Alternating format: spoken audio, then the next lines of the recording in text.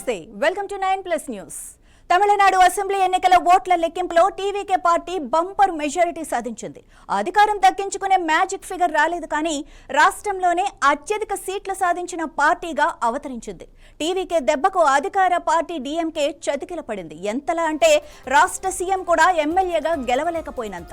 MK Stalin ఘోర ఓటమి పాలయ్యారు. తొలిసారి ఎన్నికల బరిలోకి దిగిన నటుడు Vijay Tamilaga Vettri Kazhagam party exit polls అంచనాలకు దొరకకుండా అనూహ్యమైన ఫలితాలతో విజయం సాధించారు. మరోవైపు టీవీకే పార్టీ అధినేత విజయ్ మాత్రం తాను పోటీ చేస్తున్న 2 నియోజకవర్గాల్లో భారీ మెజారిటీతో గెలుపొందారు. ఇక వివరాల్లోకి వెళ్తే తమిళనాడు రాజకీయాలను సినీ గ్లామర్ లేకుండా ఊహించుకోవటం చాలా కష్టమని మరోసారి విజయ్ నిరూపించారు. తమిళ రాజకీయ చరిత్రలో దశాబ్దాలుగా డీఎంకే, అన్నా డీఎంకే వంటి పార్టీల మధ్య అధికార మార్పిడి జరుగుతూ వస్తుంది. కానీ ఈసారి మాత్రం రాష్ట్రంలో ఒక కొత్త ప్రత్యామ్నాయంగా టీవీకే పార్టీతో వచ్చిన విజయ్ తమిళనాట రాజకీయ ముఖ చిత్రాన్నే మార్చిపారేశారు. ముఖ్యంగా విజయ్ పార్టీ కూడా సినిమా గ్లామర్తో ముడిపడే ఉంది. విజయ్ హీరోగా మంచి మాస్ ఫాలోయింగ్ ఉన్న వ్యక్తి కూడా. ఇక ఆయన్ని తమిళ ఫ్యాన్స్ దళపతిగా పిలుచుకుంటారు. అలాంటి వ్యక్తి రాజకీయాల్లోకి వచ్చి తొలి ఎన్నికల్లోనే సత్తా చాటారు అంటే సీనియర్ రాజకీయ పార్టీలకు మింగుడు పడటం లేదు.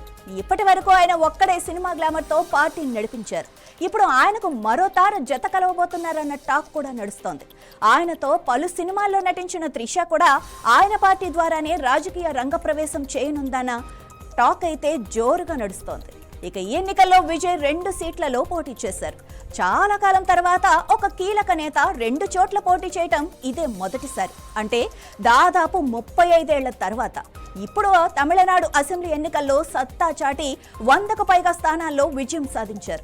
ఆయన పార్టీ తరపున బీఫామ్ అందుకున్న వారితో పాటు ఆయన కూడా 2 ప్రాంతాల్లో 58.89%, 50.07% ఓటు బ్యాంకుతో విజయం సాధించారు. ఇక ఈ ఉప ఎన్నికల్లో త్రిష పోటీ చేస్తారని జోరుగా తమిళనాట పొలిటికల్ సర్కిల్స్ లో చర్చ కూడా జరుగుతోంది. ముఖ్యంగా తిరుచి ఈస్ట్, పెరంబూర్లో విజయ్ పోటీ చేశారు. ఆ 2 సీట్లలో కూడా అద్భుతమైన మెజారిటీ సొంతం చేసుకున్నారు.